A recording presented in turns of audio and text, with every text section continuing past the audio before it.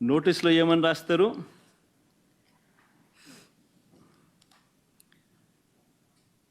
మాజీ ముఖ్యమంత్రి సభ్యులు వైఎస్ జగన్మోహన్ రెడ్డి గారు తిరుమల తిరుపతి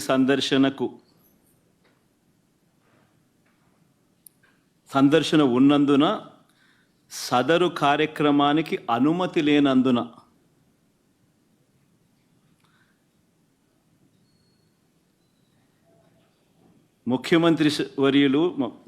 మాజీ ముఖ్యమంత్రి వర్యులు వైఎస్ జగన్మోహన్ రెడ్డి గారి తిరుమల తిరుపతి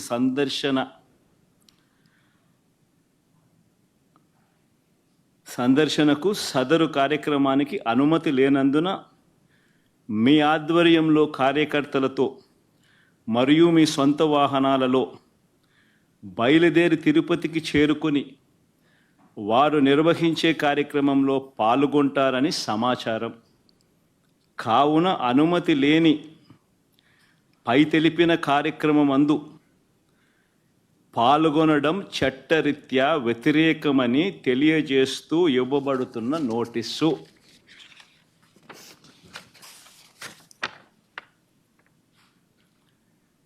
ఒక రాష్ట్ర మాజీ ముఖ్యమంత్రి జగన్మోహన్ రెడ్డి అనే వ్యక్తి, ఒక రాష్ట్ర మాజీ ముఖ్యమంత్రి అయిన జగన్మోహన్ రెడ్డికి తిరుమల తిరుపతి దేవస్థానంలో దేవుడిని దర్శించుకునేందుకు వెళ్తాను అనంటే, వెళుతున్న నేపథ్యంలో మీకు పర్మిషన్ లేదు,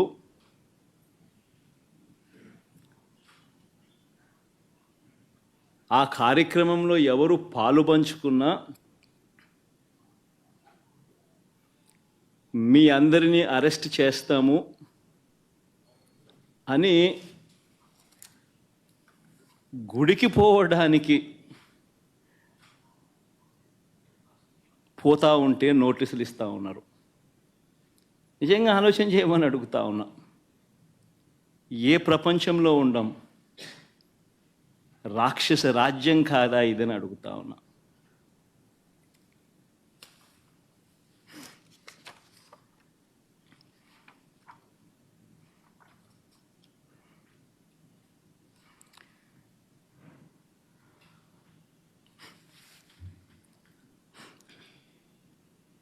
ఒకవైపునేమో నన్ను ఇలా వెళ్ళనివ్వకుండా, ఒకవైపున వైఎస్ఆర్సీపీ శ్రేణులెవరూ కూడా వెళ్ళనివ్వకుండా ఈ మాదిరిగా నోటీసులు ఒకవైపున ఇస్తూ, మరోవైపున టీవీలలో చూస్తే ఆశ్చర్యకరమైన విషయాలు, చుట్టుపక్కల రాష్ట్రాల నుంచి కూడా బీజేపీ వాళ్ళని తప్పిస్తున్నారు. మరి బీజేపీ పై వాళ్ళకు తెలుసో తెలీదో నాకైతే తెలియదు, కానీ చుట్టుపక్కల వాళ్ళ దగ్గర నుంచి కూడా బీజేపీ వాళ్ళని కూడా అక్కడికి రప్పిస్తున్నారు. కొన్ని వేల మంది పోలీసులు అక్కడ మోహరించినట్టుగా చూపిస్తూ ఉన్నారు. నేను అడుగుతా ఉన్నా, ఎందుకు ఇంతగా టాపిక్ డైవర్ట్ చేయడానికి కోసం ఎందుకు ప్రయత్నం చేస్తూ ఉన్నారు? ఎందుకు ఇలా టాపిక్ డైవర్ట్ చేయడం కోసం ఎందుకు ఇంత ఆరాట పడతా ఉన్నారు?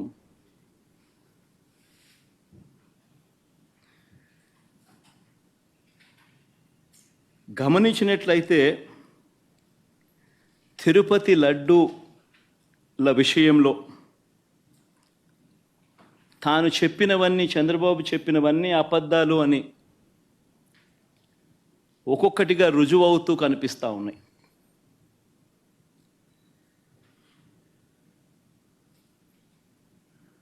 ఆ కనిపించే నేపథ్యంలో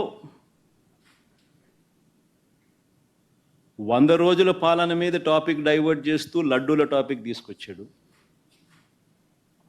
ఆ లడ్డూల టాపిక్లో చంద్రబాబు నాయుడు అడ్డగోలుగా తప్పు చేసి గుడి పవిత్రతను దెబ్బతీస్తూ అడ్డగోలుగా దొరికిపోయేసరికి మళ్ళీ ఈ టాపిక్ను డైవర్ట్ చేసేందుకు, లడ్డూల టాపిక్ను డైవర్ట్ చేసేందుకు కొత్తగా ఇప్పుడు డిక్లరేషన్ టాపిక్ తీసుకొచ్చి మళ్ళీ అది ఇంకొక రాజకీయం చేస్తూ ఉన్నారు. ఒకసారి గమనించినట్టయితే తిరుమల పవిత్రతను స్వామివారి ప్రసాదం విశిష్టతను, తిరుమల పవిత్రతను, స్వామివారి ప్రసాదము విశిష్టతను, తిరుమల తిరుపతి దేవస్థానం పేరు ప్రఖ్యాతలను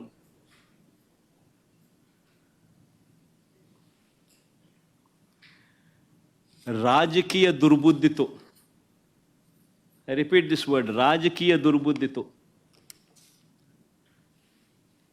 జంతువుల కొవ్వుతో లడ్లు తయారీ అయినట్టుగా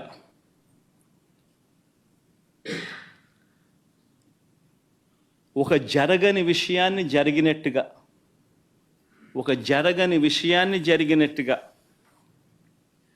ఆ కల్తీ ప్రసాదాన్ని భక్తులు తిన్నట్టుగా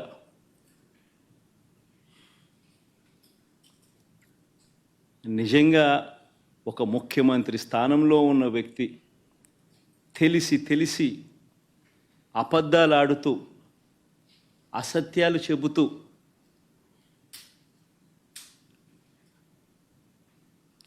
స్వామివారి పేరు ప్రఖ్యాతలను,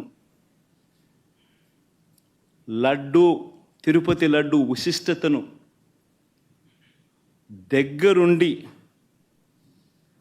దగ్గరుండి అపవిత్రం చేసే కార్యక్రమం సాక్షాత్తు ఒక ముఖ్యమంత్రి చేస్తూ ఉంటే ఇంతకన్నా దారుణం ఎక్కడైనా ఉంటుందా, ఇంతకన్నా అధర్మం ఎక్కడైనా ఉంటుందా అని ఆలోచన చేయమని అడుగుతా ఉన్నా.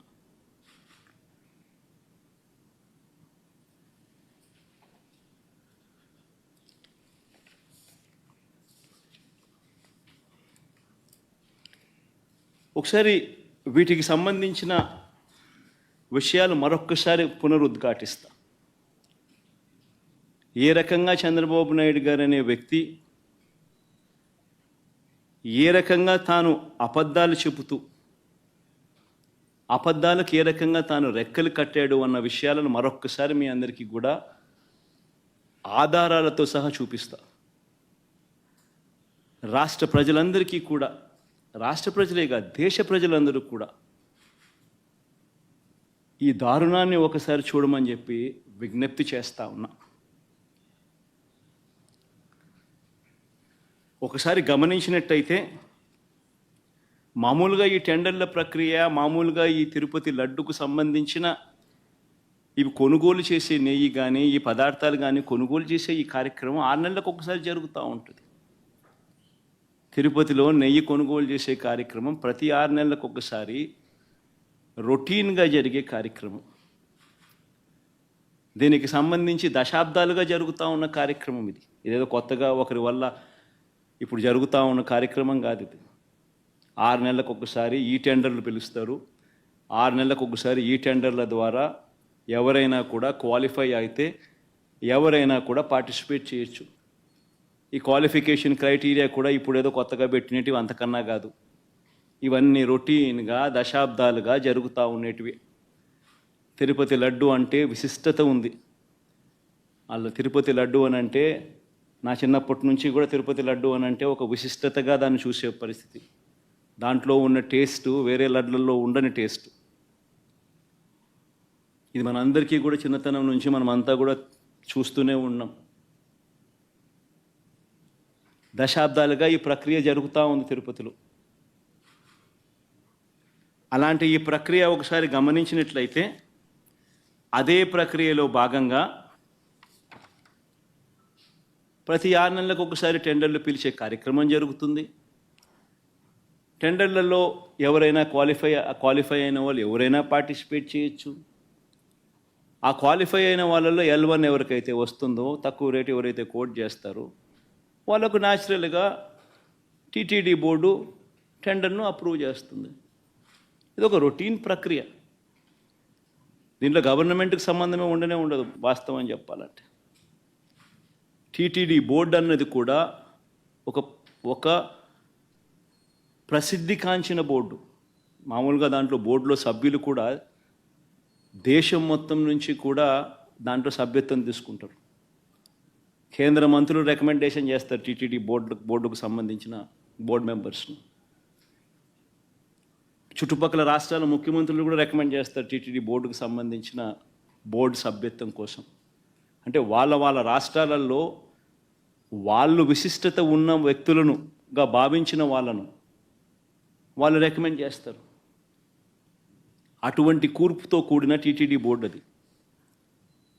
అక్కడ ఉన్న వాళ్ళు ఎవరు కూడా తప్పు చేయాలనుకున్నా కూడా తప్పు చేయలేని పారదర్శక పద్ధతిలో టీటీడీలో ఓవర్ ది డికేడ్స్ సిస్టమ్స్ అన్నీ ఇవాల్వ్ అయి ఉన్నాయి. అక్కడ వచ్చే వాళ్ళు కూడా బోర్డు మెంబర్స్ కూడా ప్రసిద్ధిగాంచిన వ్యక్తులు.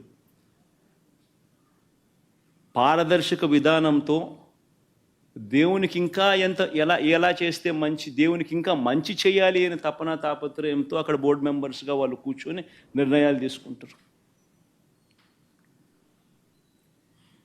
ఇవన్నీ నేను చెప్పేటివన్నీ ఏదైతే చెప్తా ఉన్నామో ఇవన్నీ కూడా మనందరికీ తెలిసిన విషయాలే, వాస్తవాలు. ఇక్కడ ఈ ప్రక్రియలో కూడా ఇదే మాదిరిగానే టెండర్లు పిలిచారు. 6 నెలలకు ఒకసారి పిలిచే ఈ టెండరింగ్ ప్రక్రియలో ఆ టెండర్లలో క్వాలిఫై అయిన వాళ్ళను, ఎలవన్గా ఎవరైతే వచ్చారో వాళ్ళను టెండర్స్ అప్రూవ్ చేసి వాళ్ళందరికీ కూడా ఇవ్వడం జరిగింది. ఆ టెండర్లలో అప్రూవ్ చేసిన వాళ్ళు ఒక్కరికే పూర్తిగా కూడా ఇచ్చే కార్యక్రమం కూడా జరగదు. వాళ్ళకు 65% మేరకు వాళ్ళకు ఆ మాదిరిగా ఇస్తారు. మిగిలిన వాళ్లకు అదే రేటుకు మిగిలిన వాళ్ళను కూడా తగ్గించి మిగతా వాళ్ళను కూడా ఇచ్చుకుంటూ పోతారు టెండర్లలో పార్టిసిపేట్ చేసిన వాళ్ళకు కూడా. ఇది రొటీన్గా జరుగుతూ ఉన్న కార్యక్రమాలు దశాబ్దాలుగా. ఇదే మాదిరిగా సప్లై చేసే వాళ్ళు సప్లై చేస్తూ పోతున్నారు. సప్లై చేసే మెకానిజంలో కూడా రోబస్ట్ పద్ధతులు ఉన్నాయి. ఎవరైతే క్వాలిఫై అవుతారో వాళ్ళు సప్లై చేసే ప్రతి ట్యాంకర్తో పాటు NABL సర్టిఫైడ్ ల్యాబ్స్ నుంచి వాళ్ళు క్వాలిటీ చెక్ చేయించుకొని ఆ ట్యాంకర్లలో ఉన్న ప్రోడక్ట్ క్వాలిటీని నిర్ధారిస్తూ ఒక సర్టిఫికెట్ తీసుకొని వస్తారు. వచ్చిన తర్వాత ఆ ట్యాంకర్ ఆ సర్టిఫికెట్తో వచ్చిన తర్వాత కూడా తిరుమల తిరుపతి దేవస్థానంలో మళ్ళీ 3 టెస్టులు 3 శాంపుల్స్ చేస్తారు ప్రతి ట్యాంకర్కు. This is the protocol, mandatory protocol ఇది. ఆ 3 టెస్టులు పాస్ అయితేనే ఏ వెహికల్ అయినా కూడా ముందుకు పోనిస్తారు. ఆ 3 టెస్టులలో ఏ టెస్ట్ ఫెయిల్ అయినా కూడా అసలు వెహికల్ ముందుకు కూడా పోదు, తిరిగి వెనక్కి పంపించేస్తారు. ఈ ప్రక్రియ దశాబ్దాలుగా జరుగుతూ ఉంది. చంద్రబాబు నాయుడు గారి హయాంలో 2014 నుంచి 19 మధ్యలో 14 నుంచి 15 సార్లు చంద్రబాబు నాయుడు హయాంలో ఇలానే ట్యాంకర్లు వస్తే క్వాలిటీ లేదని రిజెక్ట్ చేశారు, వెనక్కి పంపించారు.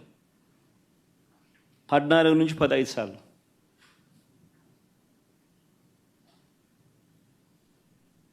మంచిది.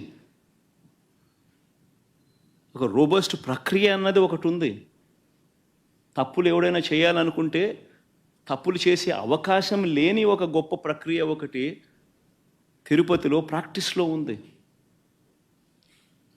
సిమిలర్గా 2019 నుంచి 24 మధ్య వైఎస్ఆర్సీపీ రెజ్యూమ్లో కూడా 18 సార్లు ఇదే మాదిరిగానే రిజెక్ట్ చేసి వెనక్కి పంపించారు. ఇవి నేను చెప్పినటివన్నీ కూడా అక్షర సత్యాలు.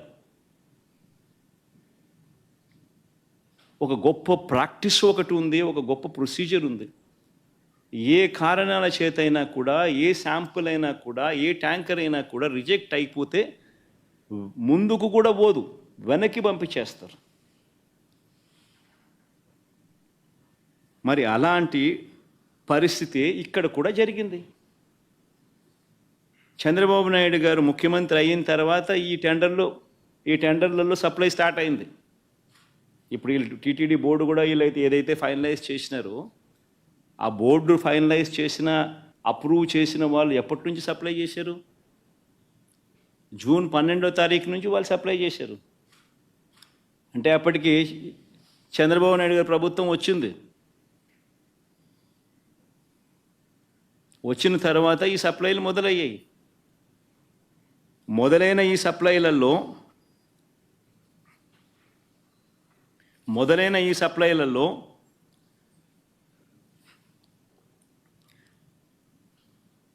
జూన్ 12, జూన్ 21, జూన్ 25, జూలై 4న వచ్చిన ట్యాంకర్లన్నీ టెస్టులలో పాస్ అయి ముందుకు కదిలాయి, లడ్లలో ఉపయోగించారు. జూలై 6న 2 ట్యాంకర్లు, జూలై 12న ఇంకో 2 ట్యాంకర్లు రావడము, ఈ 4 ట్యాంకర్లలో ఏదైతే వచ్చాయో అవి టెస్టులు ఫెయిల్ అయినాయి. ఈ టెస్టులు ఫెయిల్ అయితే మామూలుగా వెనక్కి పంపించే కార్యక్రమం జరిగింది. ఈ టెస్టులు ఫెయిల్ అయినప్పుడు ఈ 3 టెస్టులు చేసిన తర్వాత వెనక్కి పంపించేదానికి పక్కన పెట్టేసి మామూలుగా CFTRI central food technological research institute మైసూరుకు పంపిస్తారు. డౌట్లు ఇంకా ఫర్దర్గా ఏమైనా ఒక్కొక్కసారి ర్యాండమ్గా కూడా పంపిస్తూ ఉంటారు. ఫర్దర్గా ఏదైనా వెరిఫై చేసేదానికేనగా. కానీ ఇక్కడ మాత్రం గుజరాత్కు పంపించారు NDDB. ఫస్ట్ టైం TTDలో జరిగిన ఘటన ఇది. NDDB was brought into the picture for the first time.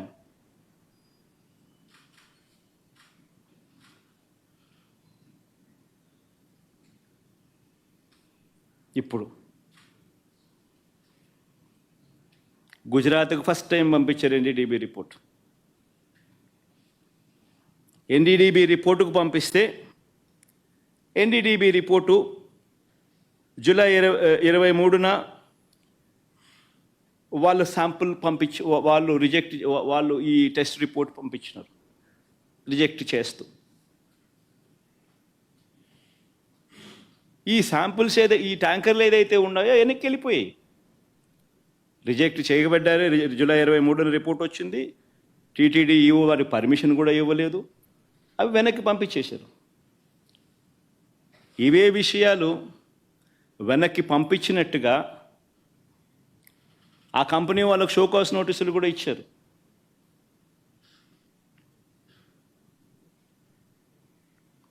మీ ట్యాంకర్లు మీకు వెనక్కి పంపించేసేస్తున్నాం, పంపించడంతో పాటు మీకు షోకాస్ నోటీస్ కూడా ఇస్తున్నాము అని చెప్పి కూడా ఇచ్చారు. సో నేను అడుగుతా ఉన్నా, వాడని మెటీరియల్, వాడని నెయ్యి క్లియర్గా వాడని నెయ్యి అని చెప్పి క్లియర్గా తెలుస్తూ ఉన్నా, ఆ నెయ్యి వాడకంలో వాడలేదు అని తెలుస్తూ ఉన్నా. చంద్రబాబు నాయుడు గారు ఉద్దేశపూర్వకంగా ఎందుకు ఆ నెయ్యి వాడారు అని 2 నెలల తర్వాత సెప్టెంబర్ 18వ తారీఖున ఎందుకు అన్నాడు?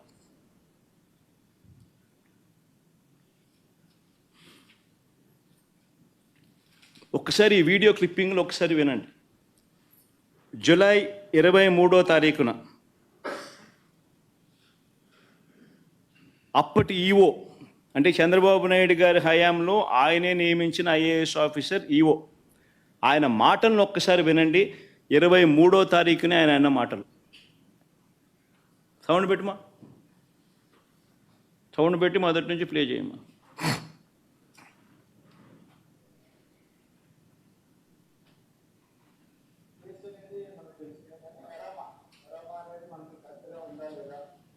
లేకపోతే మేము చర్యలు తీసుకుంటాం. కొందరు మేనేజ్మెంట్ వాళ్ళు వచ్చారు, ఒక్కొక్కరు మాట్లాడుకుంటాం. చెప్పిన తర్వాత కొంతమంది ఇంప్రూవ్ చేశారు. ఆ శాంపుల్స్లో అడల్టరేషన్ ఉందని తెలియదు.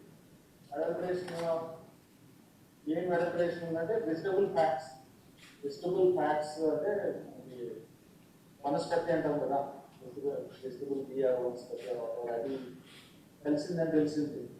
ఆ సప్లైకి బ్లాక్ లిస్ట్ చేయడానికి షోకాస్ నోటీస్ ఇవ్వడం జరిగింది. ఈ టెండర్ ట్యాంకర్స్ కూడా 2 ట్యాంకర్స్ ఉన్నాయి. ఆ 2 ట్యాంకర్స్ కూడా రిజెక్ట్ చేయడం జరిగింది. ఆ 2 ట్యాంకర్లను కూడా రిజెక్ట్ చేయడం జరిగింది. షోకాస్ నోటీస్ ఇవ్వడం జరిగింది. వనస్పతి ఆయిల్ అడల్టరేషన్ చేసినారని కూడా ఆయన అన్నాడు. మరి క్లియర్ కట్గా 23వ తారీఖునే, జూలై 23వ తారీఖునే ఈఓ వెరీ క్లియర్గా వాడకంలోకి ఇది తీసుకొని రాలేదు అని చెప్పి ఇంత క్రిస్టల్ క్లియర్గా చెప్పినా కూడా 2 నెలల తర్వాత సెప్టెంబర్ 18వ తారీఖున చంద్రబాబు నాయుడు గారు అనే వ్యక్తి అన్నీ తెలిసి తాను ఏ రకంగా అబద్ధాలు ఆడాడో వినండి ఒకసారి. దగ్గర పెట్టే ప్రసాదం అపవిత్రం చేసే విధంగా ఒకసారి బాధేస్తుంది. నాసి రకమైన ఇంగ్రీడియంట్సే కాకుండా ఎనిమల్ ఫ్యాట్ కూడా వాడారని, ఏది గీకు బదులు. గీకి బదులు యానిమల్ ఫ్యాట్ కూడా వాడారని, లడ్లు తయారయ్యాయని, భక్తులకు పంచారని, భక్తులు తిన్నారని ఏకంగా సాక్షాత్తు ఒక ముఖ్యమంత్రి అన్నీ తెలిసిన వ్యక్తి అబద్ధాలు ఆడడం. మళ్ళీ సెప్టెంబర్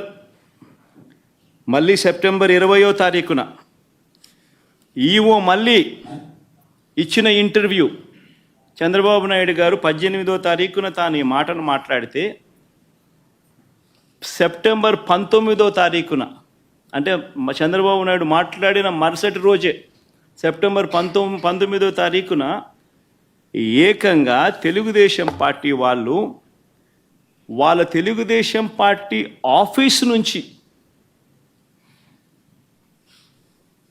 ఈ ఎన్డీడీబీ గుజరాత్ నుంచి తెప్పించిన ఈ కాన్ఫిడెన్షియల్ రిపోర్టును రిలీజ్ చేస్తారు తెలుగుదేశం పార్టీ ఆఫీస్ నుంచి సెప్టెంబర్ 19వ తారీఖున. అంటే చంద్రబాబు నాయుడు 18వ తారీఖున మాట్లాడతాడు అబద్ధాలు వల్ల వేస్తూ. సెప్టెంబర్ 19వ తారీఖున అంటే మరుసటి రోజు తెలుగుదేశం పార్టీ ఆఫీస్లో నుంచి ఈ రిపోర్ట్ రిలీజ్ చేస్తారు. ఈ ఎన్డీడీబీ రిపోర్ట్, గుజరాత్ నుంచి వచ్చిన ఈ కాన్ఫిడెన్షియల్ రిపోర్టును తెలుగుదేశం పార్టీ ఆఫీస్ రిలీజ్ చేస్తుంది. చేసిన తర్వాత మళ్ళీ 20వ తారీఖున టీటీడీ ఈఓ తాను ప్రెస్లో మాట్లాడుతూ తానేమన్నాడో ఒక్కసారి విందాం. Four tankers have been kept aside, and then they were kept aside so that they can be used when the reports come clear. But the reports unfortunately didn't come clear, and we rejected, we sent it, and then we stopped from that supply. 20వ తారీఖున మళ్ళీ reconfirm చేశాడు EO. ట్యాంకర్లలో వచ్చిన నెయ్యిని మేము వాడలేదు. ఆ reports సరిగ్గా రాని నేపథ్యంలో ఆ రిపోర్ట్స్ను ఆధారంగా ఆ ట్యాంకర్లను వెనక్కి పంపించేశాము అని మళ్ళీ రీటరేట్ చేసినాడు. మరొక్కసారి మళ్ళీ ధృవీకరించాడు ఈఓ. ఇవ్వడమే కాక అఫీషియల్గా సెప్టెంబర్ 22వ తారీఖున 20వ తారీఖున ఆ మాట చెప్పాడు. 22వ తారీఖున ఏకంగా ఈఓ తాను సంతకం చేసి, ఇది ఈఓ సంతకం,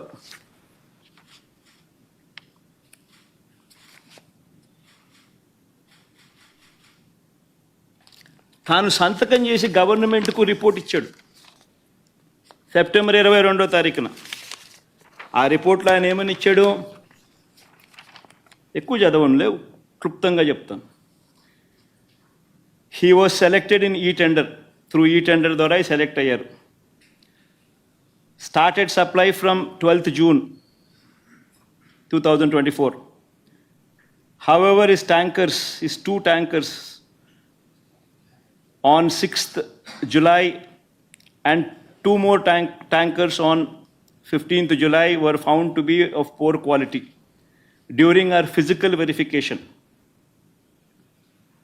Tarvata, accordingly, 4 samples were sent to NDDB lab, Anand, Gujarat, confidentially for testing its quality. Confidentially ane padam nenu ikka reiterate chestunna. Confidentially for testing its quality. The report was received on 16th July and 23rd July.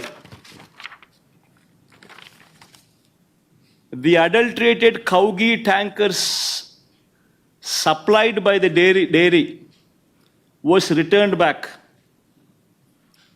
Vanaki పంపించేశాం and stopped further supplies from them, and show cause notice was issued to them.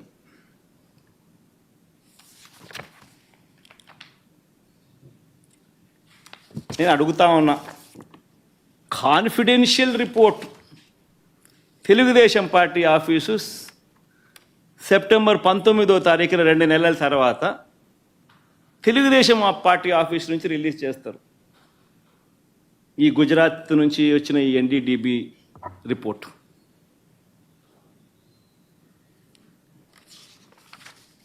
నేను అడుగుతా ఉన్నా, ఇవన్నీ తెలిసిన తర్వాత కూడా September 22వ తారీఖున EO ఈ report ఇచ్చిన తర్వాత కూడా సెప్టెంబర్ 22వ తారీఖున చంద్రబాబు నాయుడు ప్రెస్ స్టేట్మెంట్, అది కూడా ఒకసారి వినండి.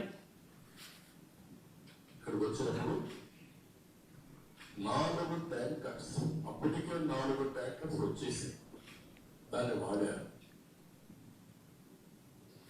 అంటే చంద్రబాబు నాయుడు ఇంత రిపోర్ట్ వచ్చిన తర్వాత, ఈఓ ఇన్నిసార్లు స్టేట్మెంట్ ఇచ్చిన తర్వాత, ఇంత చెప్పిన తర్వాత కూడా 22వ తారీఖున చంద్రబాబు నాయుడు మళ్ళా ప్రెస్ మీట్ పెట్టి ట్యాంకర్లు వచ్చేసాయి, దాన్ని వాడేశారు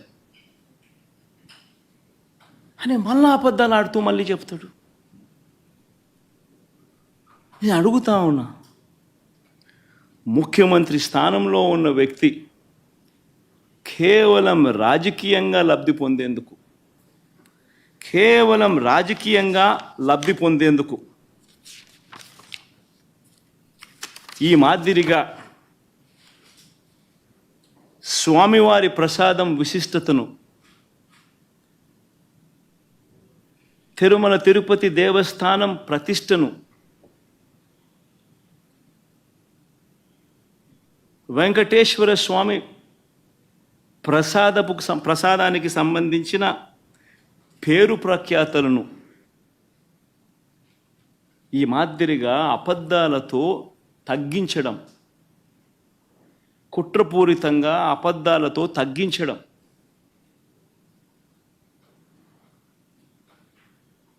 అపవిత్రత కాదా అని అడుగుతా ఉన్నా.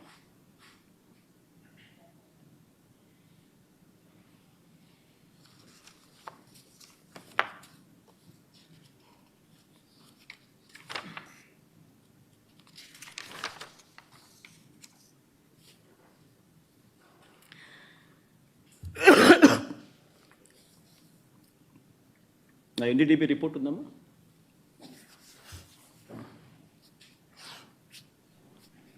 పోనీ ఆ ఎన్డీడీబీ రిపోర్ట్, ఆ గుజరాత్ నుంచి వచ్చిన ఎన్డీడీబీ రిపోర్ట్, పోనీ ఆ రిపోర్ట్ అన్నా కానీ ఖచ్చితత్వం ఉందా? ఆ రిపోర్ట్ అయినా ఖచ్చితమైన రిపోర్టా అని అంటే ఒకసారి గమనిస్తే ఆ రిపోర్ట్లో వాళ్ళే డిస్క్లైమర్లు రాసినారు. ఆ రిపోర్ట్లో వాళ్ళే డిస్క్లైమర్లు రాశారు. ఆ రిపోర్ట్ ఒకసారి కూడా చూపించుకో, తప్పే ఉంది. ఆ రిపోర్ట్ డిస్క్లైమర్ చూపించు, ఆ రిపోర్ట్ టెలికాస్ట్ పెట్టండి. ఆ రిపోర్ట్లో వాళ్ళే డిస్క్లైమర్ రాశారు. ఏమని రాశారు? ది ఎస్ వాల్యూ అంటే ఉండాల్సిన స్టాండర్డ్ వాల్యూ కన్నా ఉన్న స్టాండర్డ్ వాల్యూ ఆ శాంపుల్స్లో డీవియేషన్స్ ఉన్నాయి. కానీ హౌవెవర్ కానీ ఈ సర్కమ్స్టాన్సెస్లో ఒక false positive result can also be obtained. అంటే ఇలాంటి సర్కమ్స్టాన్సెస్లో ఒక false positive result can also be obtained అని డిస్క్లైమర్ కూడా ఇచ్చారు. ఆ false positive result can be obtained అనే డిస్క్లైమర్లో వాళ్ళు ఇచ్చిన పరిస్థితులు ఏమిటంటే, if the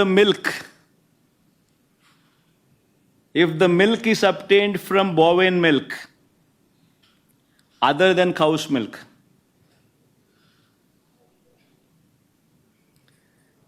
if the milk is obtained from cows which received an exceptionally high feeding of pure vegetable oils, such as repressed oil, cotton or palm oil, etc. అంటే ఈ sample గన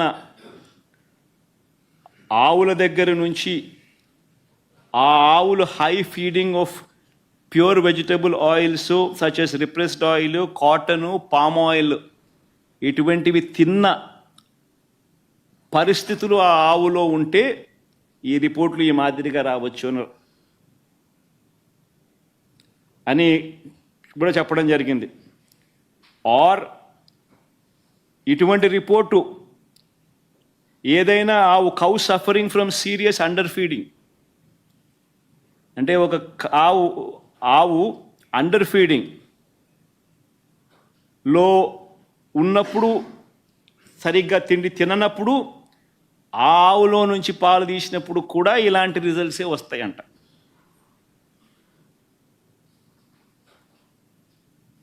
ఇవన్నీ రిపోర్ట్లో వాళ్ళు డిస్క్లైమర్స్ కింద రాసినారు. ఇదేదో ఖచ్చితమైన రిపోర్టా అంటే అది కాదు. మరి ఇవన్నీ తెలిసి చంద్రబాబు నాయుడు కావాలని అబద్ధాలు ఆడుతూ తిరుపతి వెంకటేశ్వర స్వామి వారి విశిష్టతను, ప్రసాదానికి సంబంధించిన పవిత్రతను దగ్గర ఉండి కావాలని అబద్ధాలు చెప్పి అనుమానపు బీజాలు ప్రసాదం పుచ్చుకునే ప్రతి ఒక్కరిలోనూ లేపడం దుర్మార్గం కాదా అని అడుగుతా ఉన్నా.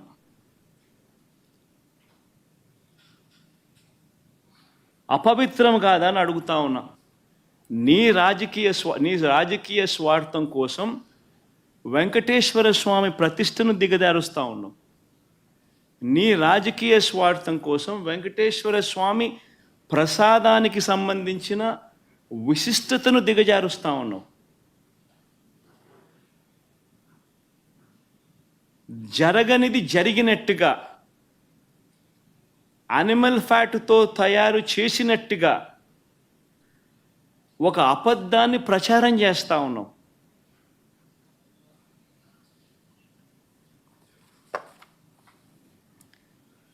ధర్మమేనా అని అడుగుతా ఉన్నా.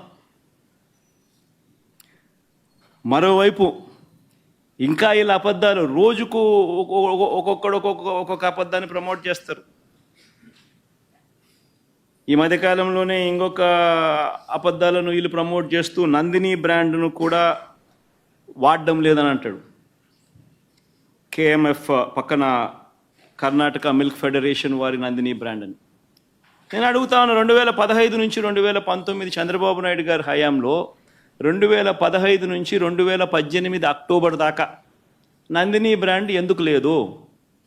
చంద్రబాబు నాయుడు గారు కొనుగోలు చేసిన 6 నెలలకు ఒకసారి పిలిచిన టెండర్ల ప్రక్రియలో ఎందుకు లేదు?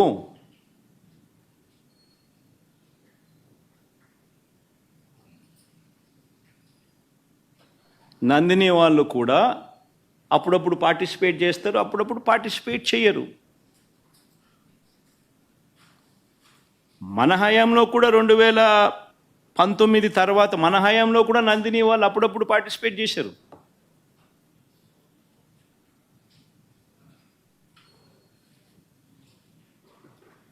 రేటు ఇంకోటి అంటాడు, 320 రూపాయలకి నెయ్యి ఎట్టు వస్తుందని. ఇంకా ఆశ్చర్యకరమైన విషయం అండి, నాకు అర్థం కాల. చంద్రబాబు నాయుడు గారి హయాంలో 2015 నుంచి 19 వాళ్ళు ప్రొక్యూర్ చేశారు కదా నెయ్యిని.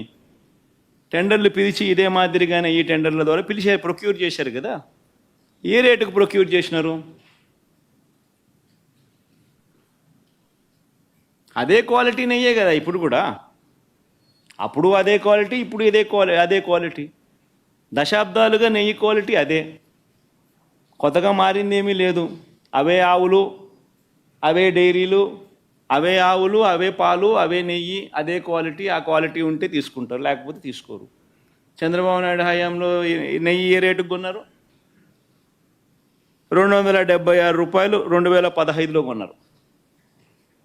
టెండర్ల ద్వారానే 2019 జనవరిలో అంటే ఆయన చివరి దాంట్లో 324 రూపాయలకు కొన్నారు. మరి అటేటప్పుడు ఇక్కడ 320 కొంటే తప్పేముందయా? ఉన్న రేట్ అది. వాళ్ళు టెండర్లలో వాళ్ళు కోట్ చేసినారు, L1 కింద ఎవడైతే వాళ్ళకి ఇచ్చినారు. ఏం తప్పు జరుగుతూ ఉంది? నీ హయాం అంతా ఇదే రేట్లతోనే జరిగాయి, కొనుగోలు చేశారు. మరి ఇప్పుడు కూడా అదే రేట్లతోనే కొనుగోలు జరుగుతూ ఉంది. కేవలం చంద్రబాబు నాయుడు ఇప్పుడు ఆయన హెరిటేజ్ పాలను కార్టెల్ ఫామ్ చేసి నెయ్యి రేట్లు పెంచేసి ఆ కార్టెల్లో చంద్రబాబు నాయుడు హెరిటేజ్ కంపెనీ లాభపడాలనే ఉద్దేశంతో కొత్తగా ఇప్పుడు రేట్లు పెంచడం కోసం అని చెప్పి కొత్తగా ఇప్పుడు మాట్లాడుతూ ఉన్నాడు చంద్రబాబు నాయుడు. అదే క్వాలిటీ నెయ్యి, అయ్యే స్పెసిఫికేషన్సే నువ్వు అడిగేది. దశాబ్దాలుగా నువ్వు అయ్యే స్పెసిఫికేషన్స్ అడుగుతున్నావు. అవే స్పెసిఫికేషన్స్ అప్పుడు అడుగుతున్నావు, అవే స్పెసిఫికేషన్స్ ఇప్పుడు అడుగుతున్నావు. అదే క్వాలిటీ అప్పుడు అడుగుతున్నావు, అదే క్వాలిటీ ఇప్పుడు అడుగుతున్నావు. తిరుపతి లడ్డు అన్న విశిష్టత మనం చాలా గొప్పగా చెప్పుకుంటాం. తిరుపతి లడ్డు టేస్ట్ చాలా బాగుంటుంది అని, గొప్ప టేస్ట్ అని. మరి అదే క్వాలిటీ టేస్ట్, అదే నెయ్యి, అదే క్వాలిటీ, అదే టేస్ట్. అప్పుడైనా అంతే, ఇప్పుడైనా అంతే, ఎప్పుడైనా అంతే. మరి ఈ మాదిరిగా అబద్ధాలు ఆడటం ఎంత మటుకు ధర్మం?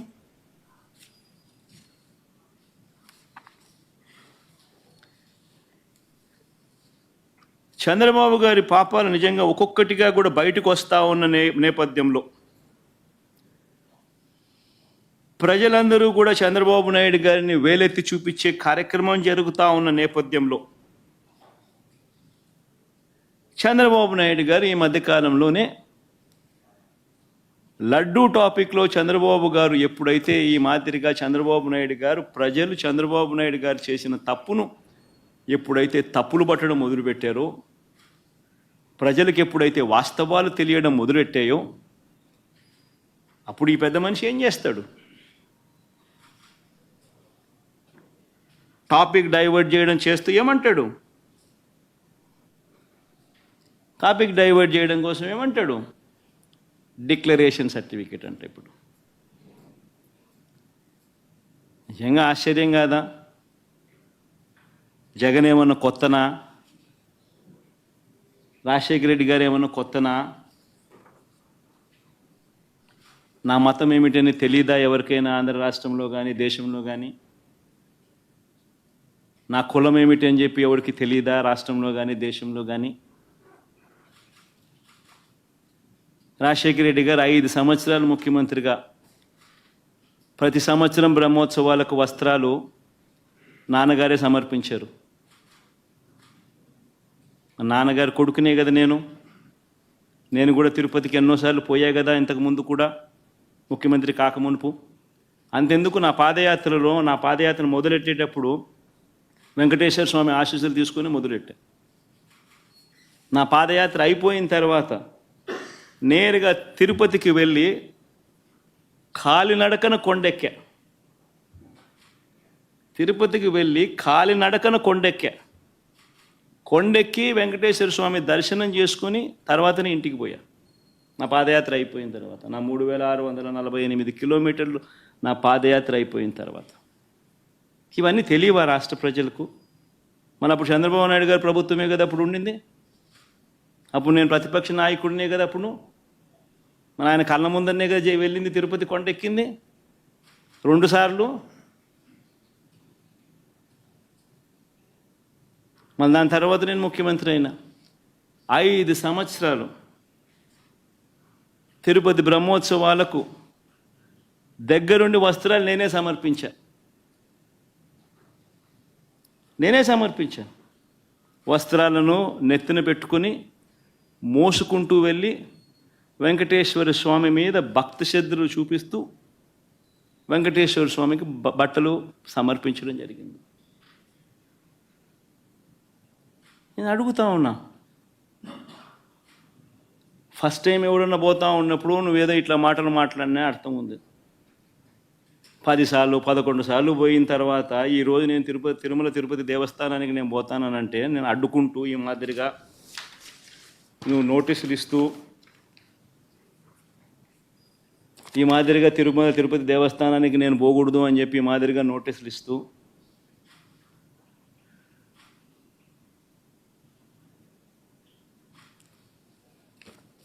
ఈ మాదిరిగా మా ఎమ్మెల్యేలకు మా కార్పొరేటర్లకు అందరికీ కూడా ఈ మాదిరిగా నోటీసులు పంపుతూ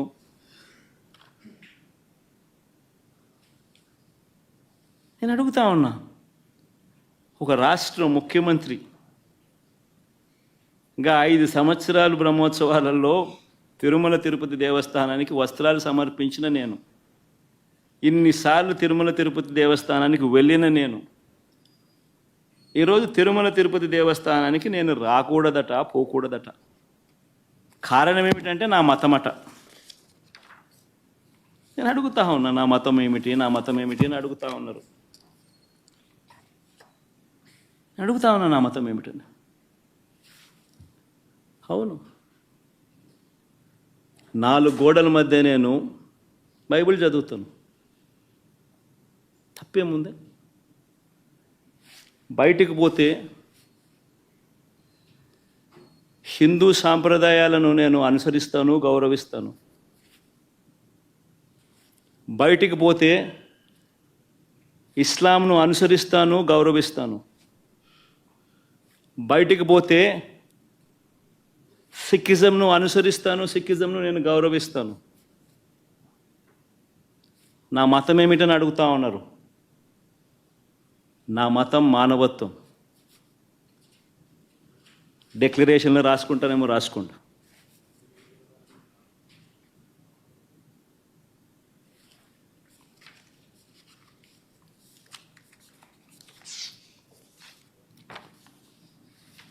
భారతదేశం constitution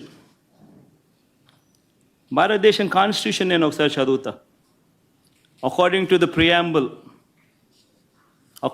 preamble, India is a sovereign, socialist, secular, democratic republic. Secular అనే పదానికి అర్థం తెలుసని అడుగుతా ఉన్నా. గుడికి పోయే వ్యక్తిని నువ్వు ఏ మతము అని అడుగుతా ఉన్నావు.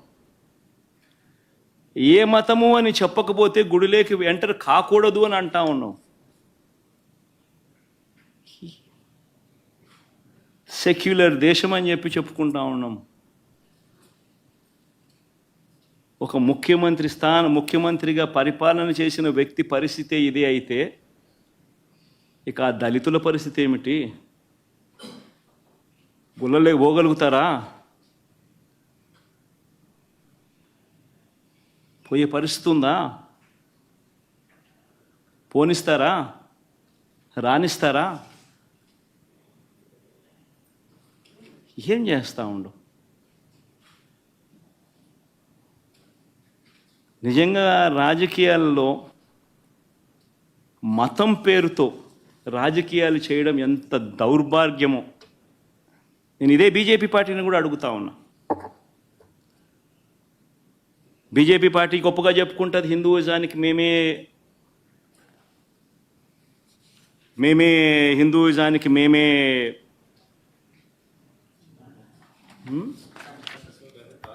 రిప్రజెంటేటివ్స్ని అని చెప్పి చెప్పుకుంటా ఉంటారు బీజేపీ పార్టీ.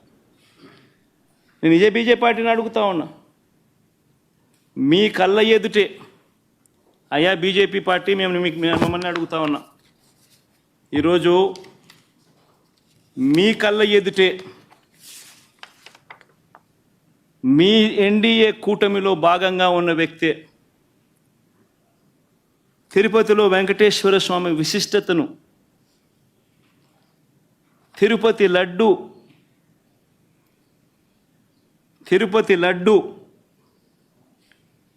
పేరు ప్రఖ్యాతలను, వెంకటేశ్వర స్వామి వైభవాన్ని దగ్గరుండి అబద్ధాలు చెబుతూ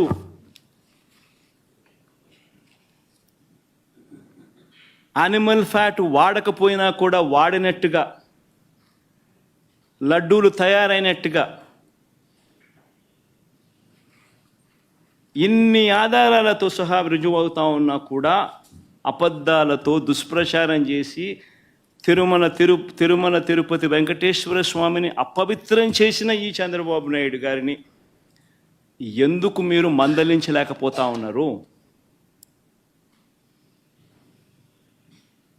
ఎందుకు మీరు వెనకేసుకొని వస్తూ ఉన్నారు? హిందూయిజంకు మీరే టార్చ్ బేరర్స్ అని చెప్పుకుంటారు. అంటే మీ వాళ్ళు ఏం చేసినా కానీ పర్వాలే, మిగిలిన వాళ్ళు ఏం చేసినా కూడా తప్పే. ఇదెక్కడ హిందూయిజం? ఆలోచన చేయమని అడుగుతా ఉన్నా. ఈ సో కాల్డ్ హిందూయిజానికి టార్చ్ బేరర్స్గా చెప్పుకుంటా ఉన్న వీళ్ళందరినీ కూడా ఆలోచన చేయమని అడుగుతా ఉన్నా. నిజంగా హిందూయిజం అంటే ఏమిటి అని అంటే మానవత్వం చూపేదే హిందూయిజం. మానవత్వం చూపలేని వాళ్ళు ఎవరూ కూడా నేను మంచి హిందువునని కూడా చెప్పుకునే కార్యక్రమం చేయలేరు.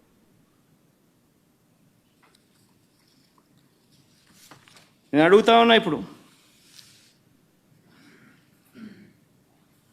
ఈరోజు చంద్రబాబు నాయుడే తప్పు చేస్తాడు, చంద్రబాబు నాయుడే సిట్టు వేస్తాడు. ఇది ఎక్కడి ధర్మమో నాకు అర్థం కావడం. ఆయన చెప్పు చేతుల్లో ఉన్న అధికారులతో సిట్ అంటాడు. నేను చెప్పినటువన్నీ కూడా నీకు ఆధారాలతో సహా చూపించా. వాళ్ళ ఈఓ ఐఏఎస్ ఆఫీసర్ వాళ్ళ నియామకం చేసిన ఈఓ అన్న మాటలు,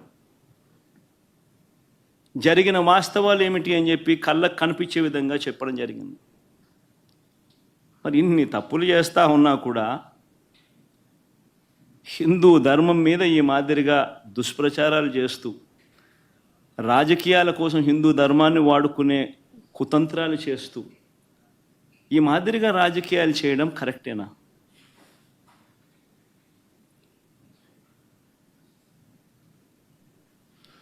ప్రతి ఒక్కరు ఆలోచన చేయమని అడుగుతా ఉన్నాం.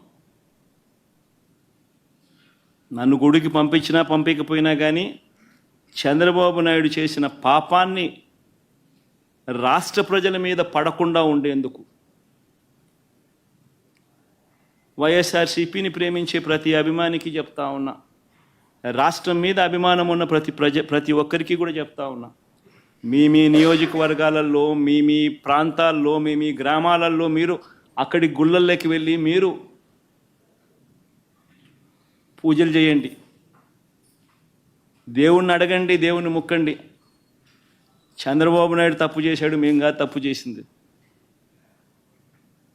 చంద్రబాబు నాయుడు తిరుమల తిరుపతి వెంకటేశ్వర స్వామిని తగ్గించినాడు, తిరుమల తిరుపతి ప్రసాదాన్ని విశిష్టతను తగ్గించినాడు, కానీ మేం కాదు తప్పు చేసింది. ఆ దేవుని కోపం ఏదైనా ఉంటే అది చంద్రబాబు నాయుడు వరకే పరిమితం కావాలి తప్ప రాష్ట్రం మీదకి రాకుండా పూజలు చేయమని చెప్పి ప్రతి ఒక్కరిని కూడా కోరుతా ఉన్నా. 4 మాటలు ఇంగ్లీష్లో కూడా మాట్లాడతాను. 4 మాటలు ఇంగ్లీష్లో కూడా చెప్తే ఇంగ్లీష్లో కూడా వాళ్ళకు కూడా అర్థమయ్యే పరిస్థితి కూడా జరుగుతుంది కాబట్టి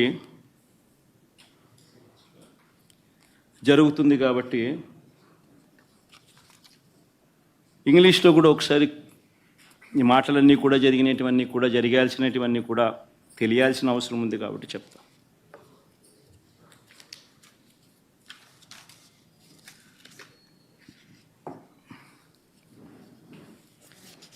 Never in the history of Andhra Pradesh, probably never in the history of this country, probably, we have ever witnessed such a situation where you actually have a situation where if somebody were to visit a temple, people have been barred from visiting temple.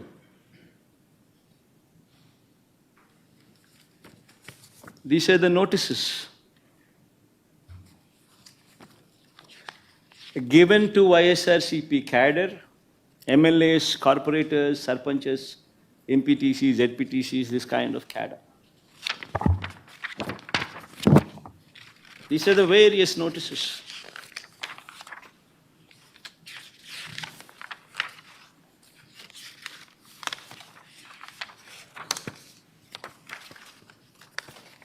Coming out from various districts. And you know what these notices say? They say, even though they are in Telugu, I would translate them into English for better understanding. The notices say that the ex-Chief Minister Y.S. Jagan Mohan Reddy is visiting Tirumala Tirupati Devasthanam, and that program does not have the approval of the government, and if any Karyakarta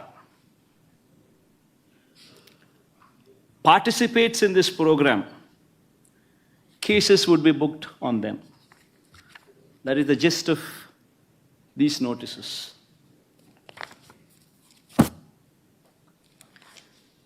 And such kind of notices were given to the YSRCP cadre, MLAs, everybody, corporators, by cops.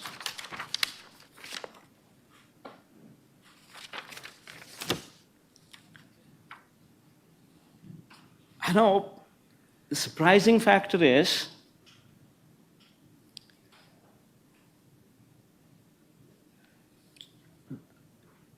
an ex-chief minister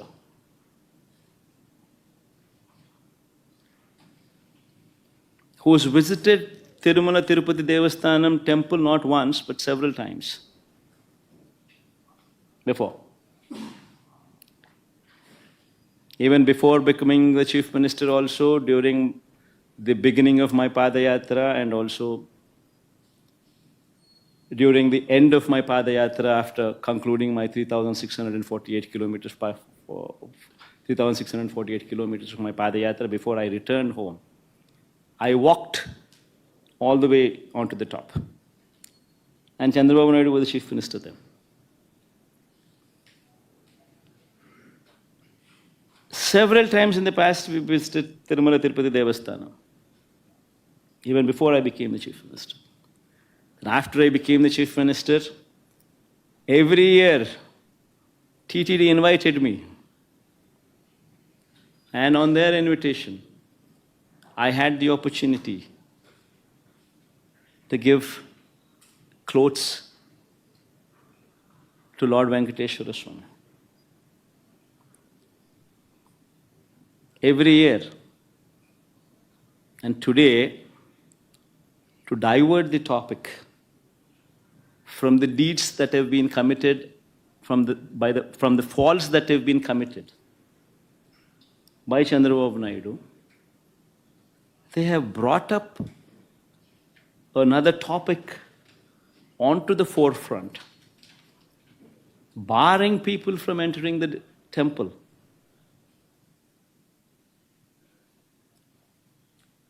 In fact, I'd like to say I like everybody to notice these aspects. I like everybody to see these aspects. What happened during the so-called controversy on laddus? Tirumala Tirupati Devasthanam reputation has been lowered by Chandrababu Naidu.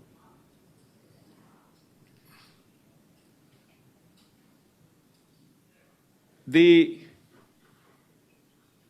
pride of our laddus was diminished by Chandrababu Naidu. He intentionally planted a seed of doubt that the laddus were not good to eat, even though he knew very well that he was lying. I mean, if one were to just see the facts what took place. See this, the concept of this procurement of material for preparation of laddus or preparation of prasadams is not new. This has been going on for decades.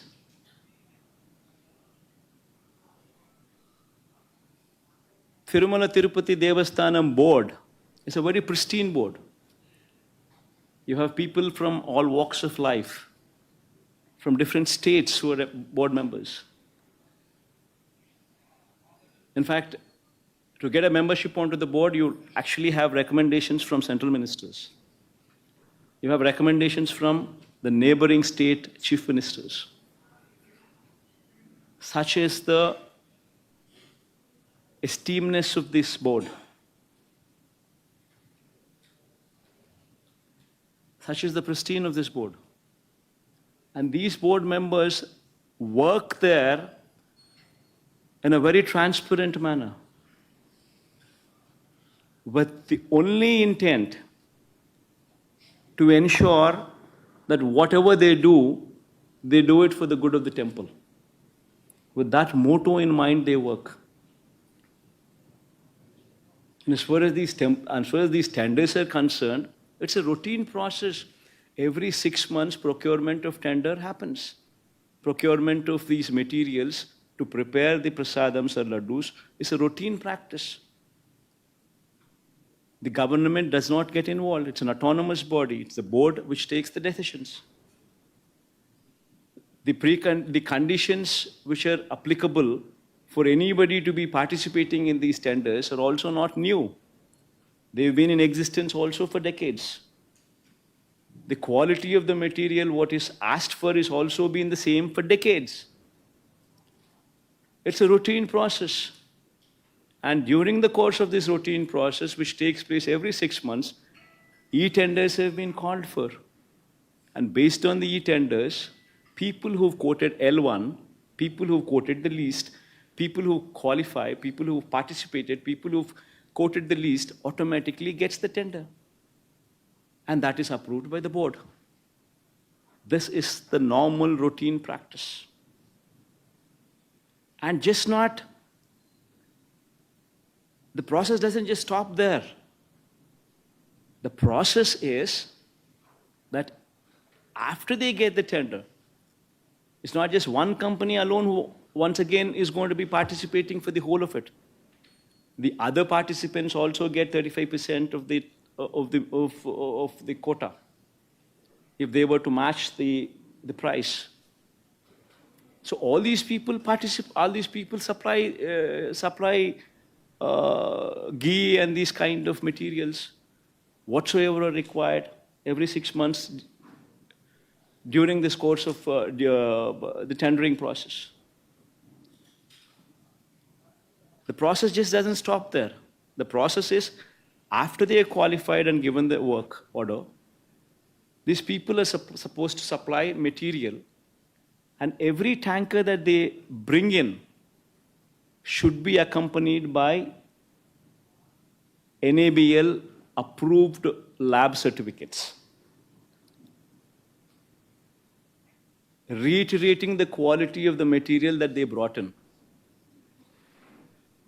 It doesn't once again just stop there that they bringing in a certificate which is approved by NABL.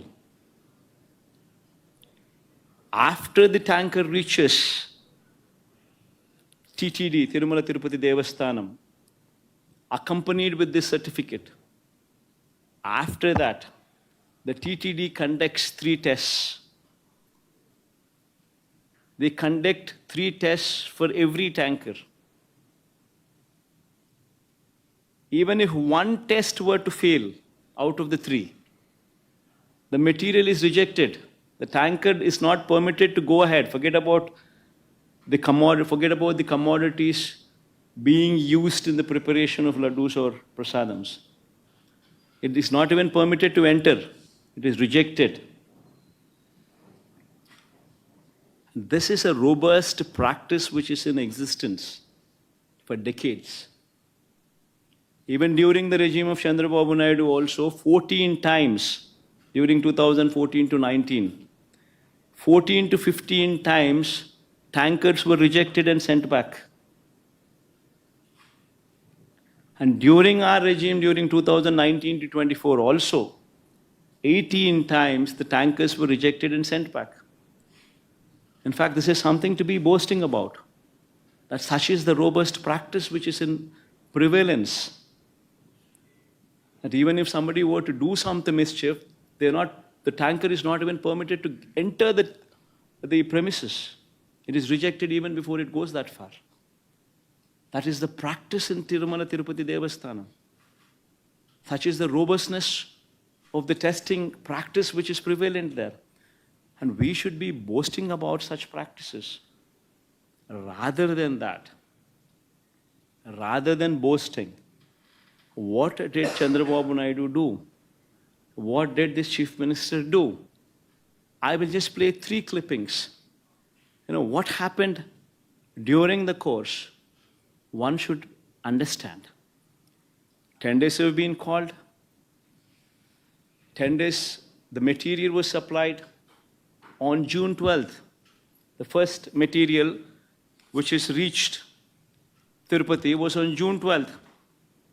June 12th, by then Chief Minister, who was the Chief Minister by then? June 4th itself, the results came out.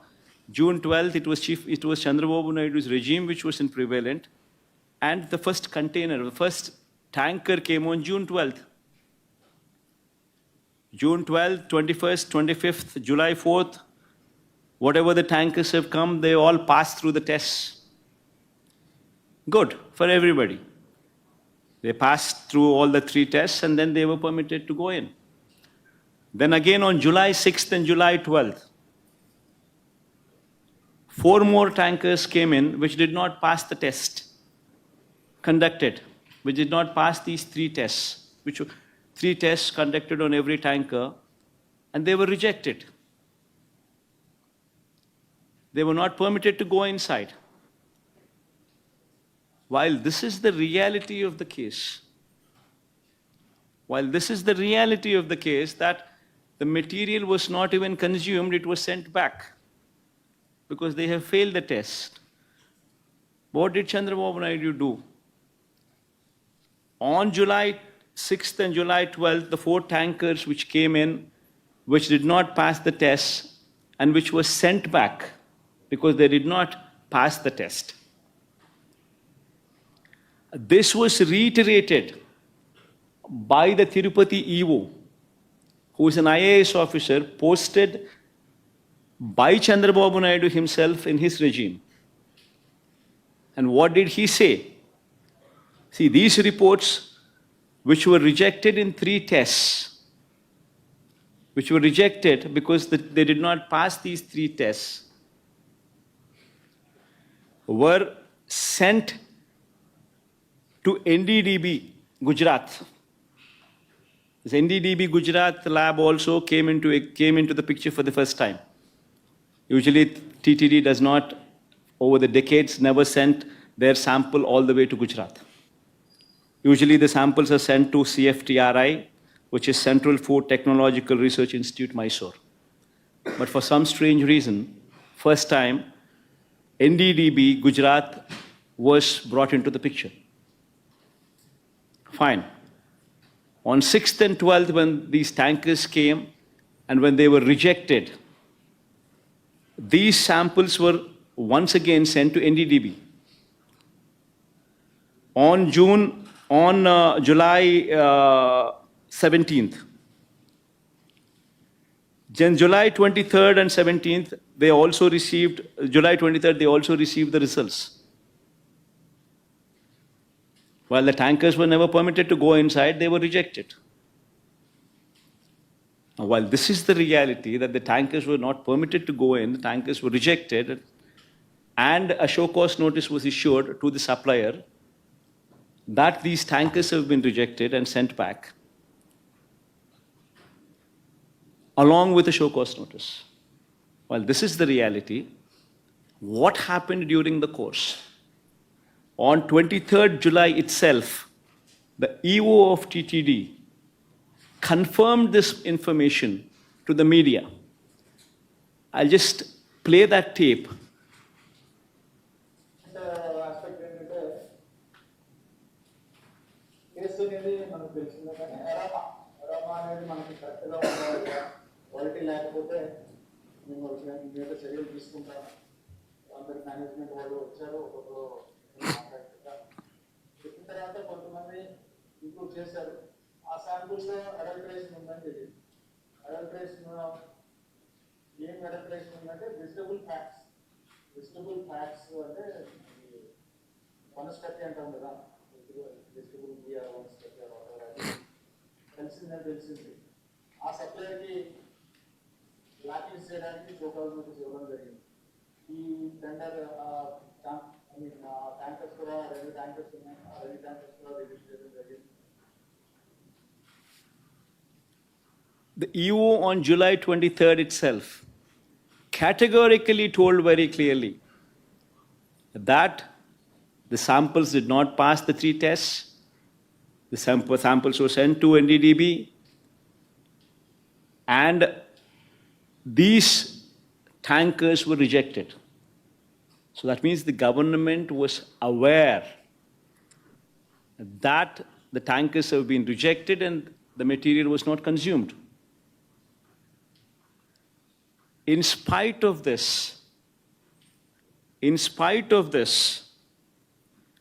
on September 18th, that is 2 months later, Chandrababu Naidu makes an intentional statement misleading the facts. Now what does he say? దేవుని దగ్గర పెట్టే ప్రసాదం అపవిత్రం చేసే విధంగా ఒకసారి బాధిస్తుంది. నాసి రకమైన ఇంగ్రీడియంట్సే కాకుండా ఎనిమల్ ఫ్యాట్ కూడా వాడారని. ఏది దీనికి బదులు This man, Chandrababu Naidu, knowing very well that the material has been rejected, it did not even enter the premises of the TTD, yet this man callously, or rather intentionally, lies, spreads misinformation, says that this material was consumed and it had animal fat in it. Now, what happens after that? After September 18th, September 19th, the so-called confidential report from Gujarat, the NDDB report, the so-called confidential report from NDDB Gujarat is released from Telugu Desam Party office on September 19th.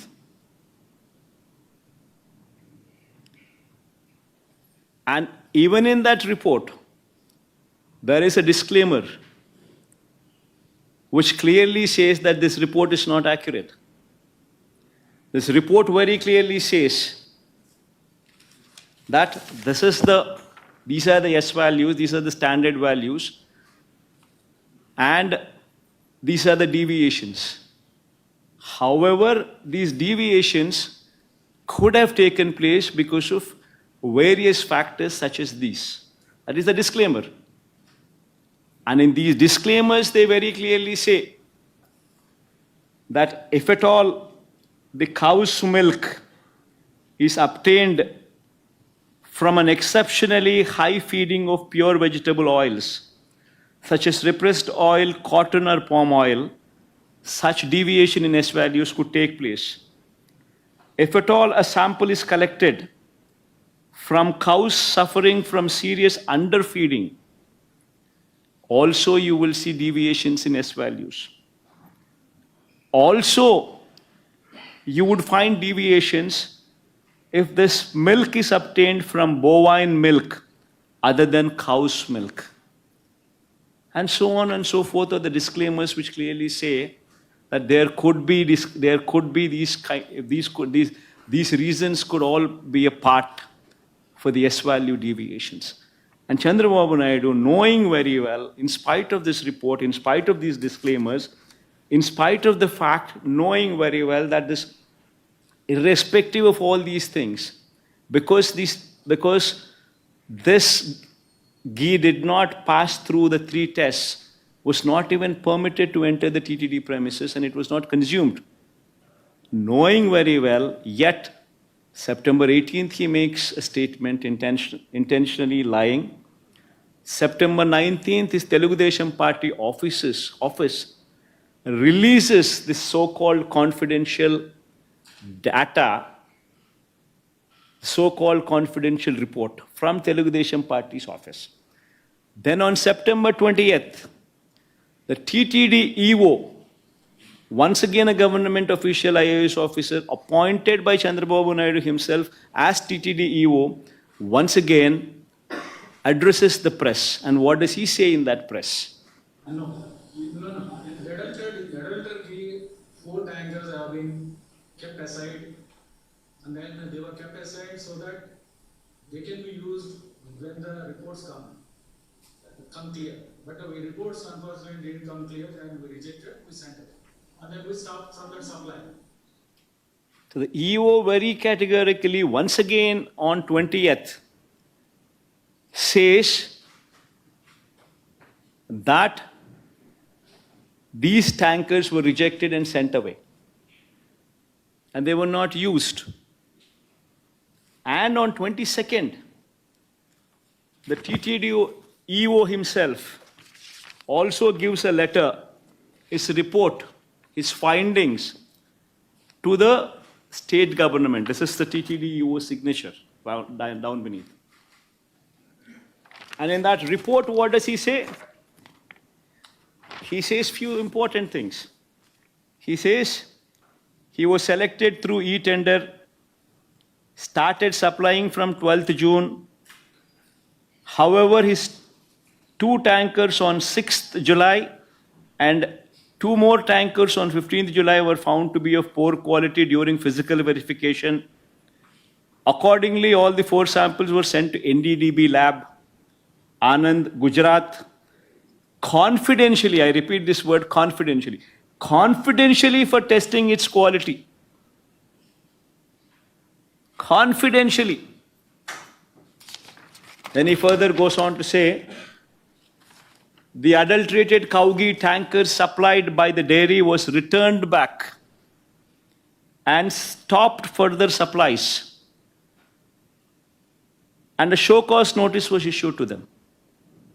So he once again reiterates his stand, reiterates and says the facts that these 4 tankers were rejected, they were not permitted to go inside, and they were not consumed. And yet, in spite of this, on September 22nd, once again, Chandrababu Naidu goes ahead and once again lies. ఇక్కడికి వచ్చినప్పుడు 4 tankers, అప్పటికే 4 tankers వచ్చేసి దాన్ని వాడారు. On September 22nd, he once again reiterates his lies and says that this impure ghee was consumed. Now, a chief minister intentionally deviates from facts, knowing very well that these are the facts, deviates from facts, intentionally lies. And how is it fair? Bringing down the reputation of our temple, bringing down the reputation of Lord Venkateshwara Swami, bringing down the reputation of our prasadams, of our laddu prasadams. Is that permitted? Is that permitted? I ask the so-called BJP party, which actually boasts themselves as representatives of Hindutva, as representatives of Hindu religion. I ask BJP one serious question. If you're sincere, if you're truly representatives of Hinduism, would you support this? a chief minister intentionally lying, bringing down the reputation of Lord Venkateshwara Swami, bringing down the reputation of Venkateshwara Swami's prasadams, intentionally for political gains.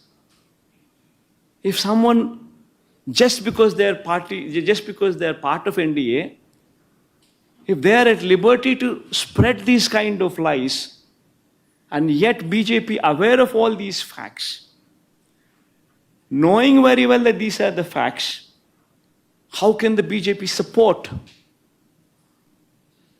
such a person as Chandrababu Naidu without sending him to prison? If at all the Hindutva values they hold are dear and near and are sincere.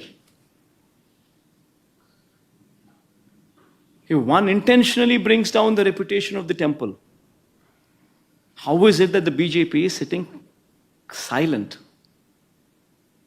Worse, BJP joins the party bandwagon.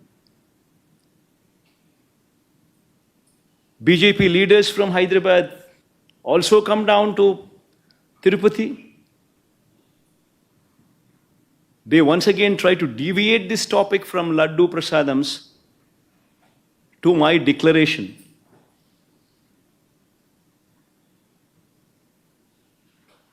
I seriously ask, all these people I ask, repeatedly these people say, what is my religion? I tell all these people, you want to know my religion? It's not new. Everybody in Andhra Pradesh knows who I am. Everybody in Andhra Pradesh, everybody in this country everybody knows who I am. Everybody knows who my father is. Who is my father?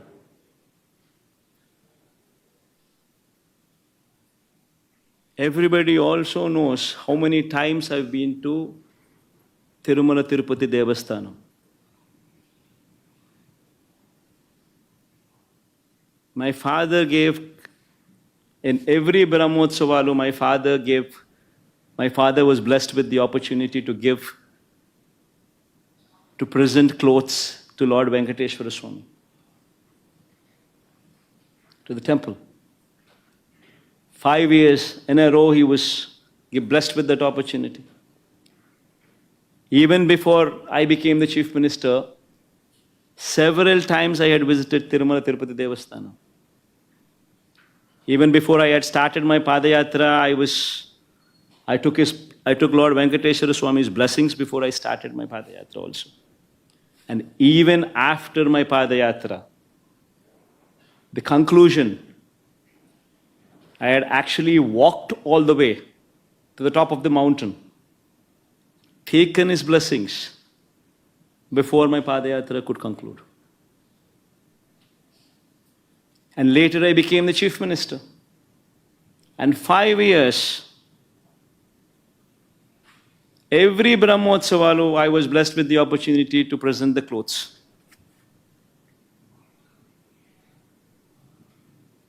Why is it that my religion was not questioned then? Why is it that my declaration was not a question then? I accompanied the Prime Minister. I accompanied all these people. The President. I accompanied the Chief Justices. I accompanied the Prime Minister. Why was it not a question then? I ask one simple question to everybody. In fact, this is the Constitution of India. According to the preamble, India is a sovereign, socialist, secular, democratic republic. This is the Constitution. And I say, what kind of country are we living in? That a person visiting the temple needs to disclose his religion before he is permitted to enter the temple. What kind of secularism is this? What kind of a secular country are we living in? I ask everybody. And if somebody were to ask what my religion is, I once again reiterate to everybody. In between the four walls in my house, I read the Bible. But when I go out of the house, I am a Hindu, I am a Muslim, I am also a Sikh.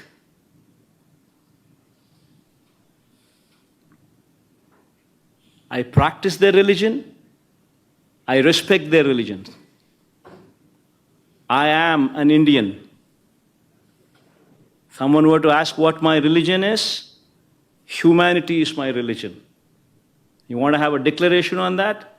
Please go ahead and have that declaration as mine. Humanity is my religion.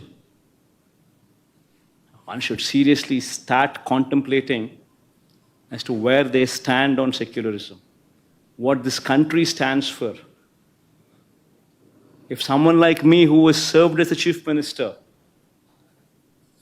is given these kind of notices,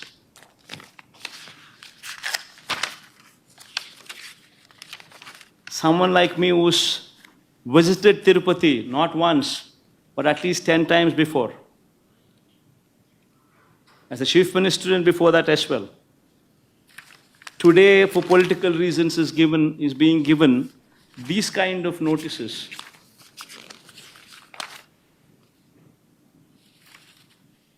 Barring somebody from entering the temple.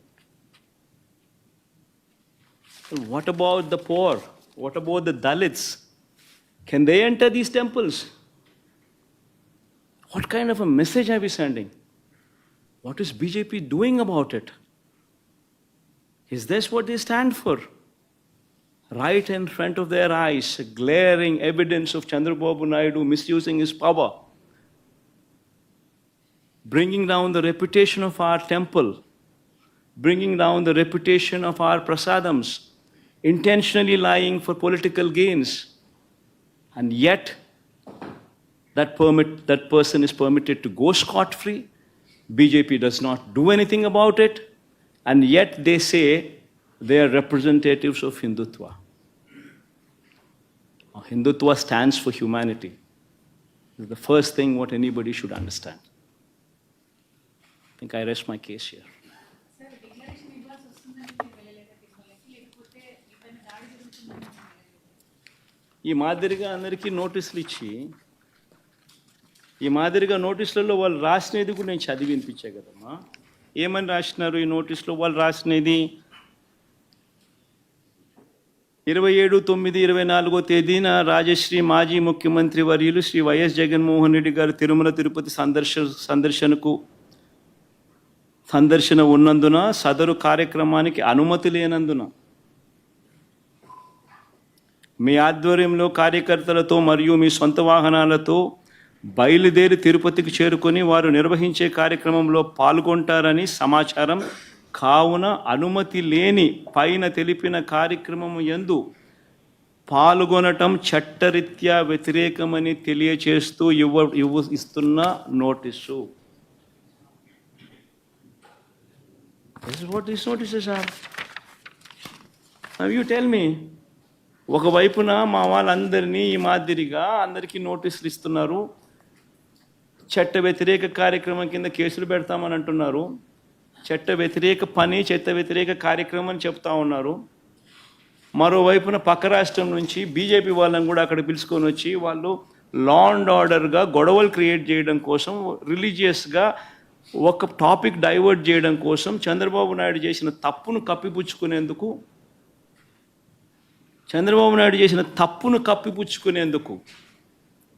Topic divert చేసేందుకు, declaration అనే topic ద్వారా రాజకీయంగా topic divert చేసేందుకు, గొడవలు create చేసేందుకు పక్క రాష్ట్రం నుంచి బీజేపీ వాళ్ళని పిలిపిస్తాడు, వైఎస్ఆర్సీపీ వాళ్ళని ఎవరిని రాకుండా చేసే కార్యక్రమం చేస్తున్నాడు, పోలీసులను మోహరిస్తూ ఉన్నాడు. నేను అక్కడికి వెళ్ళి ఈ టాపిక్ డైవర్ట్ అయ్యేట్టుగా చెయ్యడం ఇష్టం లేక, వెంకటేశ్వర స్వామిని ప్రేమించే వ్యక్తిగా, గౌరవించే వ్యక్తిగా టాపిక్ డైవర్ట్ కాకూడదు అనే ఉద్దేశంతో తిరుమల తిరుపతి లడ్డును చంద్రబాబు నాయుడు ఏ రకంగా అగౌరవపరిచినాడు, తిరుమల తిరుపతి వెంకటేశ్వర స్వామిని చంద్రబాబు నాయుడు గారు ఏ రకంగా అబద్ధాలతో అవమానించి అగౌరవపరిచాడో, ఆ చేసిన ఆ తప్పు సాక్ష్య ఆధారాలతో సహా బయటికి కనిపిస్తూ ఉన్న ఈ సత్యం బయటికి రావాలి. చంద్రబాబు నాయుడు చేసిన ఈ పాపం కడగబడాలి. ఈ పాపం రాష్ట్ర ప్రజల మీదకి రాకూడదు. పాపము చేసిన చంద్రబాబు మీద మీ దగ్గరే కట్టడి కావాలి. దానికోసం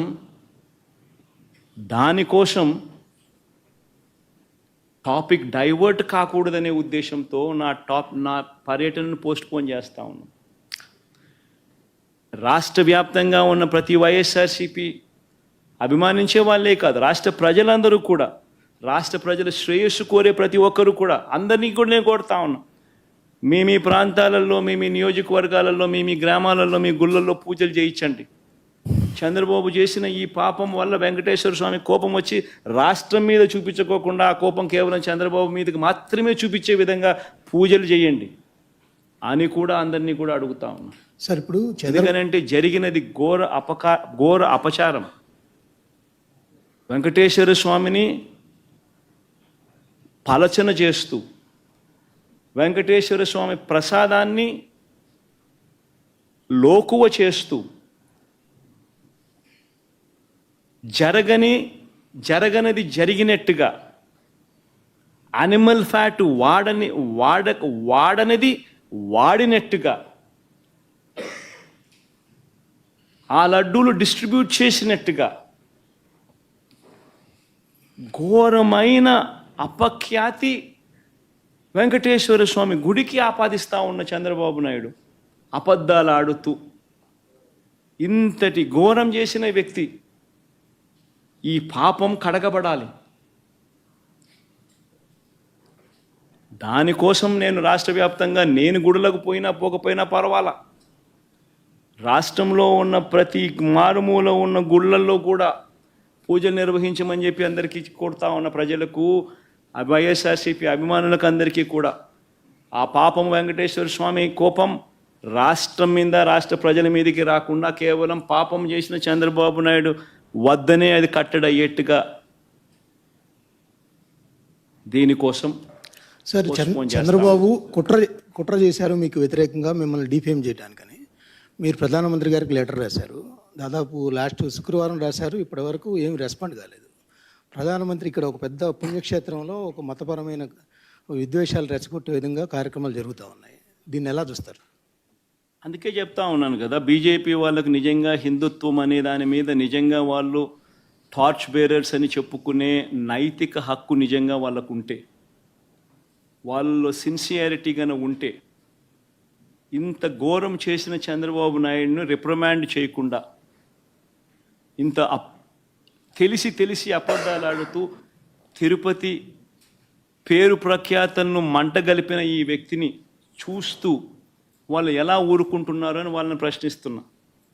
వాళ్ళల్లో నిజంగానే హిందుత్వం మీద వాల్యూస్ ఉంటే, సిన్సియారిటీ ఉంటే ఇలాంటి వ్యక్తిని తిట్టాలి, బహిర్గతంగా తిట్టాలి. ఇలాంటి తప్పులు చేయడం అన్యాయము, ధర్మం కాదు అని చెప్పి గట్టిగా బుద్ధి చెప్పాలి, గడ్డి పెట్టాలి. కానీ అలాంటివి ఏవీ చేయకుండా, చేసినవాడు మనవాడు కాబట్టి వాడు ఏం చేసినా కానీ పర్వాలేదు అని చెప్పి వాళ్ళు వదిలేస్తే ఏ రకమైన మెసేజ్ పంపిస్తూ ఉన్నారు? హిందుత్వానికి వీళ్ళు ప్రతినిధులా? ఏ రకమైన మెసేజ్ పంపిస్తూ ఉన్నారు?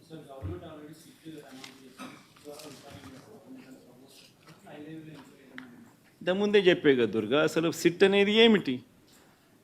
కళ్ళు ఎదుటే కనిపిస్తూ ఉన్నాయి సాక్ష్యాలు, ఆధారాలు. ఆయనే తప్పు చేస్తాడు, ఆయన చేతుల్లో ఉన్న అధికారులతో సిట్టేస్తాడు. అది ఏ రకంగా ఆ సిట్టు వల్ల న్యాయం జరుగుతుంది? కంటికి కనపడతా ఉన్న సత్యాలు ఇవన్నీ కూడా, తప్పు చేసినాడని కనిపిస్తూ ఉన్న సత్యాలు కూడా, ఇవన్నీ నేను చెప్పినటువన్నీ కూడా ఈఓ ఇచ్చిన వాళ్ళ ఈఓ ఇచ్చిన స్టేట్మెంట్లు కానీ వాళ్ళ ఈఓ ఇచ్చిన వాళ్ళ రిపోర్ట్ కానీ ఇవన్నీ ఏంటివి?